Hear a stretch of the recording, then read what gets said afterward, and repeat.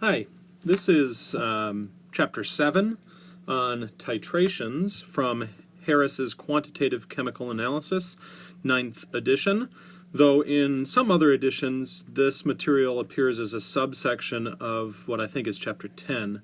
So we're going to talk about it and try to sort of get some things straightened out with titrations, and we'll talk about this in the context of equilibria, and we'll talk about this most specifically in the context of acid-base titrations, though we will extend it beyond that to some extent. So titrations. Titrations, as you hopefully are already familiar with, and this should be a quick review, are volumetric analysis, and in a titration we measure the volume of reagent that is needed to react with a particular analyte. So in any particular titration, we have a reagent solution, which we call the titrant, and it's incrementally added to the analyte, which is in a flask below our burette. Now, some basic requirements that we have for titrations are that they have a large KEQ and that they proceed rapidly. The reason for this is that when we have a large KEQ, we know that the products are extremely favored, so we know that the reaction will go to completion, and when they proceed rapidly, we know that we can assume all of the titrant is immediately consumed in the reaction vessel, and we don't need to wait around for a reaction to take place. It would be incredibly difficult to do a titration if we could not rely on these two basic ideas, though sometimes we do stretch the limits and sort of extend into some gray areas, which we'll do a little bit of this semester. And you may have memory from general chemistry of doing some titrations of unknown weak acids and having it still undissolved in the bottom of your flask and waiting for the titration to proceed to counterbalance the KSP, or the solubility of that acid. And so once in a while we make exceptions, though we try not to. Different types of titrations include acid-base, oxidation reduction, complex formation, and precipitation. Just a quick history. I think it's interesting to note where we've come from. Harris, the author of the textbook, said, "Burettes have terrorized students of analytical chemistry for 2 centuries. Well, as it turns out, you can see some of these dates dating back to the early 1800s. We see various forms of burettes.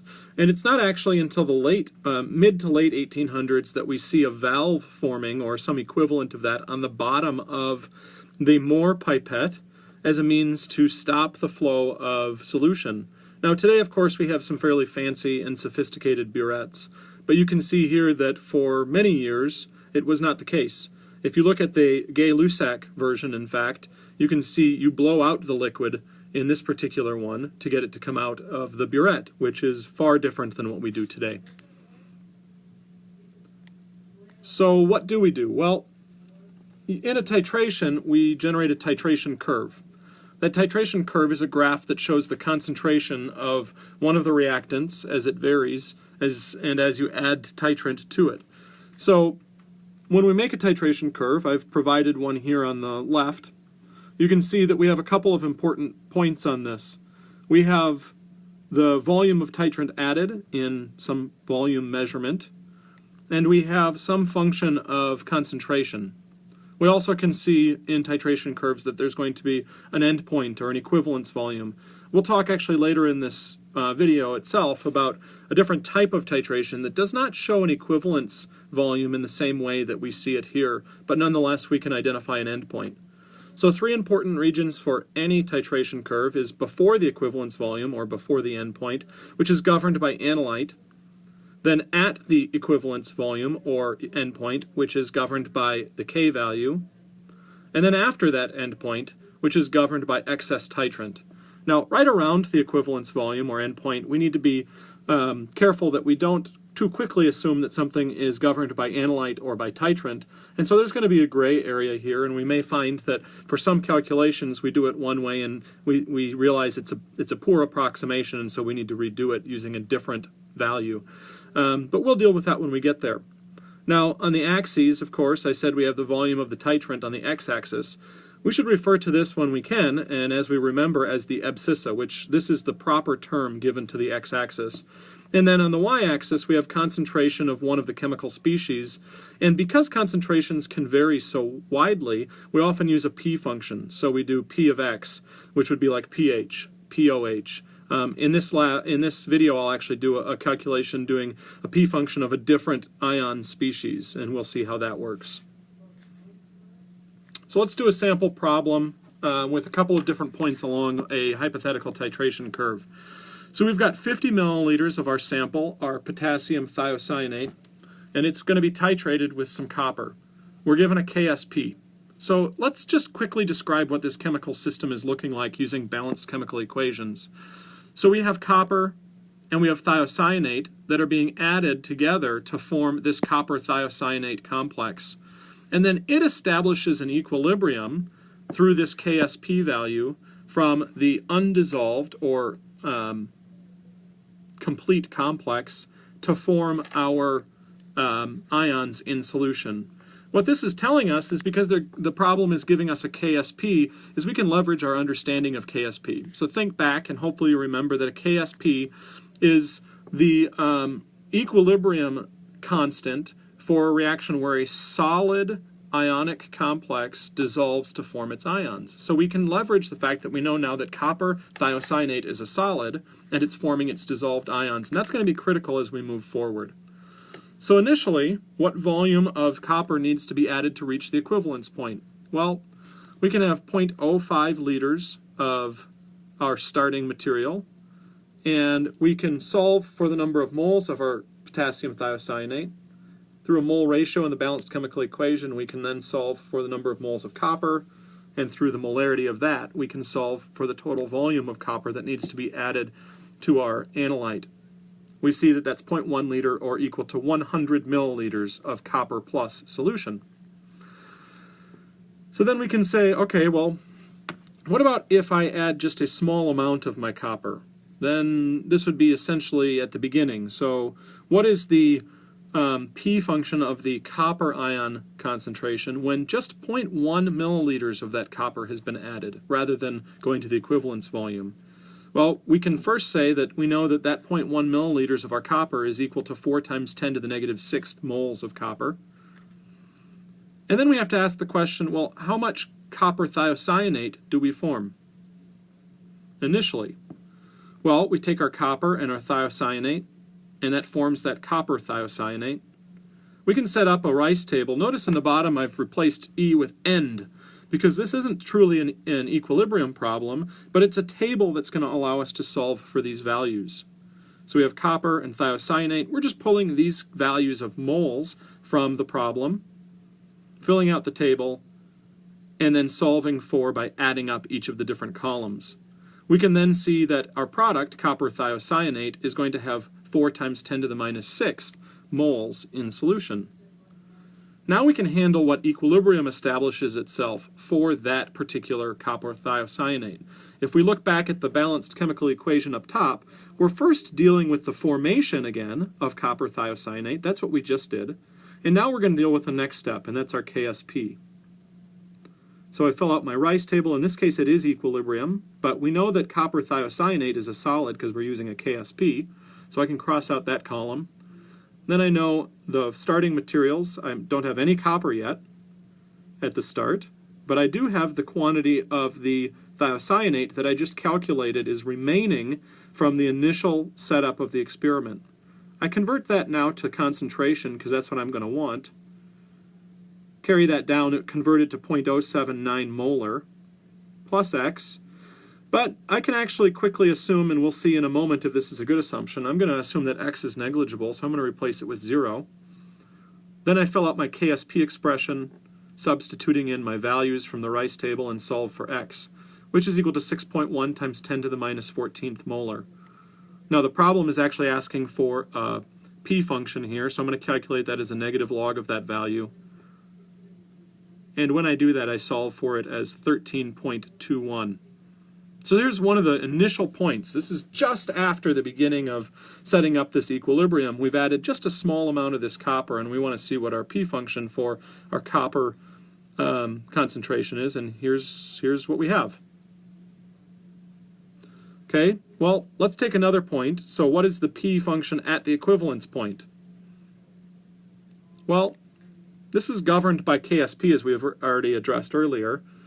So the moles of copper are equal to the moles of the thiocyanate, by definition, at this point. So we're going to set up another Rice table. We know it's governed by KSP, and so we can actually set up this one pretty quickly. Then our KSP, remember, is products, the product of the products, because we don't have any reactants in a KSP by definition.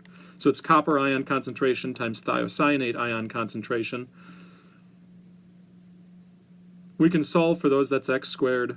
We get x is equal to 6.9 times 10 to the minus 8, and our PCU plus is equal to 7.16. In part D, we're moving further down, so we're now past the equivalence point at 105 milliliters of copper. We know that this is governed by excess titrant. Okay, so now the equivalence point is equal to 100 milliliters. Just a reminder, we're 5 milliliters past this. Since KSP is really, really small, we can assume that there is actually we can assume that all of this goes to form our copper plus. So we just calculate this as the remainder. And what we'll see is we get a value of 2 times 10 to the minus 4th over 0.155 liters. Now remember, this is our initial 50 milliliters, plus the 100 milliliters to get to the equivalence point, plus the 5 milliliters past the equivalence point. So it's 155 milliliters. We end up with a concentration of 1.3 times 10 to the minus 3rd molar copper. So our PCU plus is equal to 2.89. Now we've solved for 3 points along this hypothetical titration curve. In part E, what we want to do is we want to try to draw this titration curve. So I have an abscissa and an ordinate. We label them as volume of copper added in milliliters. Add in some values that we know we're going to use. Then we have the concentration. We add in our axis tick marks, giving some thought to the range that we'll use. Of course, we're going from 0 to 14 in this particular case.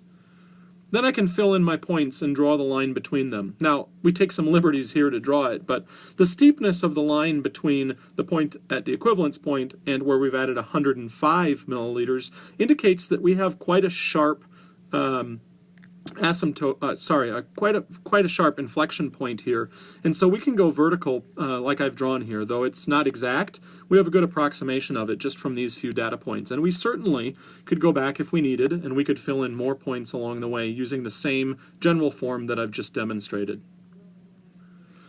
Now in lab, we are going to do a Kjeldahl nitrogen analysis, and it's a pretty complex and pretty dangerous method, and I want to talk through it here. So this is a common method that's used to determine the nitrogen content in a sample. And it's good for organic nitrogens, so amines and amides. It's not good for nitrates, so inorganic nitrogen. And there's 4 basic steps to this. First, we digest, where we take an organic sample. Now, we're going to assume in the Kjeldahl nitrogen analysis that our nitrogen is all coming from protein. And there's an N factor that we multiply the result of our titration with in order to solve for the amount of protein that's present in our sample. Usually that ranges between an N value of 5 to about 7. And it's going to be different for different foods, so we're going to have to look that up to find it for our particular sample or our particular unknown. But we can assume now that if we wanted to balance a chemical reaction for step 1, we could start with a single amino acid, and we could balance that here to form ammonium, carbon dioxide, and water. And it would be different for each amino acid and for various combinations of them, but a basic one would be sufficient. The second step is that we neutralize. So we take some sodium hydroxide and we neutralize our ammonium to produce ammonia and water. We do this with a strong base so that we know it's all neutralized, and we do it with excess to make sure that we've done it completely. Finally, the reason that we did the neutralization is because we know that ammonium is a soluble salt, and so it does not evaporate out of solution, but ammonia does. So we use a distillation where we evaporate out some water, actually quite a bit of water, and the ammonia across into a vessel where we react that with some strong acid. Reacting that with strong acid converts it back into ammonium, which again is a soluble salt and does not evaporate, so it traps it in solution. Finally, in step 4, we titrate, but in this case we're titrating the excess amount of hydrochloric acid because we had that there to trap in the ammonia. So we've added a known amount of hydrochloric acid that we believe at the outset is more than the amount needed to neutralize all of our ammonia, so we have an excess of it. This is known as a back titration. A back titration is one where, like in this case, we have ammonia that is distilled. We distill this into a known excess of some other reagent. In this case, it was hydrochloric acid. We did that in step 3, and then the excess of that known quantity is actually titrated, and you solve for the analyte concentration or quantity by solving for the difference in the amount of the HCl and the amount that was titrated. So you know that's how much reacted. Now we know that the amount of ammonia in this particular case is equal to the number of moles of HCl, the known excess, minus the moles of NaOH of the standard that we use to titrate. This is kind of an interesting, as I already said, dangerous lab a little bit because we're going to be boiling sulfuric acid in the hoods. But beyond that, there's some complex glassware which makes it fun and interesting, and some basic titrations. It's maybe of key interest to some of us because we're actually doing a lab where we're measuring a quantity that we might be able to verify from a nutrition label on a sample of food or something. And it's interesting because this is a common method that is used for just that type of application, where one wants to know the amount of protein that is in a sample. And as an example of that, a few years back, maybe 5 or 6, probably more by now, it was found that melamine was being added into infant formula coming out of China. And what happened was, that sort of made the story come to light, was that about 6,000 infants had gotten sick. And this was starting to form a trend, obviously. And about 150 of them had started to develop kidney failure. And in fact, there were 3 babies that tragically died as a result of this. And so people started asking questions. And what they discovered is that a Kjeldahl nitrogen analysis was being done to solve for, to prove the amount of protein that was provided in this infant formula. And so it was meeting its spec based on Kjeldahl nitrogen analysis. But the manufacturer was adding melamine, which is plastic essentially that's used for making plastic silver or plastic dishes. They were adding this, which also contains ammonium, or contains organic nitrogen, and the Kjeldahl nitrogen analysis was not able to distinguish the difference between the two. So they were diluting their product with a cheaper material to be able to make more profits, and in the end there was a tragic outcome. But we'll carry out this procedure in lab. If you have any questions about the balanced chemical equations or the process that's going on, please don't hesitate to ask. So I promised that we'd talk about a different type of titration, and the specific one I wanted to focus in this video is spectrophotometric titration. This is a titration that utilizes a spectroscope or a spectrometer, so an instrument that measures the intensity and color of light, to monitor the changes in absorption of light. So what does this mean? Well, it means that these are titrations that use a change in color and its intensity of that color to determine an endpoint. We can use a specific example of thiocyanate and iron forming a red complex. In fact, we do this one in analytical chemistry as a means to explore, hopefully you remember, the role of activity and ionic strength in equilibrium constants. So what do we expect to happen as the titration progresses? Well, let's label our abscissa and our ordinate. We have our volume of our titrant added. We have our absorbance, which is an indication of concentration through Beer's law. And it may surprise you to note that what we expect is a linear trend initially, and then for it to plateau, to level off. And the end point of this is at the junction point between the two straight line regions. Why does this happen? Well, it happens because the production of our colored complex can only continue so long as there's remaining analyte. And we can tell when the analyte is gone because that's when the production of that complex stops.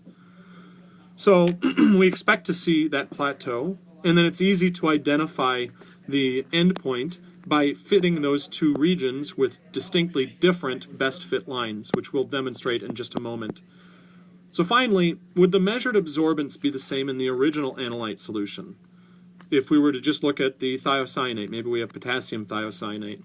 And if we think about it, the answer is clearly no, because the analyte itself does not have the same color that we're measuring at. In this particular case, we're measuring around 470 nanometers using a UV vis. And potassium thiocyanate, other thiocyanates, do not actually absorb at the same color. They have a different color. And so we can tell very quickly, just on our visual observation of the analyte, that it is a different color and we don't expect the same absorbance. So finally, let's talk through an example of this. So we have semi-xylenol orange, which turns red when it reacts with lead 2. We have a 2 milliliter solution of semi-xylenol, and it's titrated with lead nitrate. We have a concentration of that, and it gives the following spectroscopic results. So we have the total microliters of lead that have been added. We have the absorbance at 490 nanometers, and then a corrected absorbance because we had to subtract the 0 point. Then what we can see here is that, as I mentioned, we're going to fit the data with two least squares fit lines, use the equations for those two lines and set them equal to one another, and then we can solve for x. In this particular case, I did that kind of behind the scenes. I'm not going to do the math right on the screen here. And we get that x is equal to 46.87 milliliters. Notice that if we draw a dashed line down from what we would visually inspect and evaluate to be the endpoint, we find that it's about 50 milliliters. So that's a pretty good value that we find here. So then we take our value for the volume of our titrant that was added, and I'm realizing here it's microliters, not milliliters. So we have 47 times 10 to the minus 6th liters of our lead nitrate. We multiply that by its concentration. We solve for a value of 3.53 times 10 to the minus 8 moles of lead nitrate.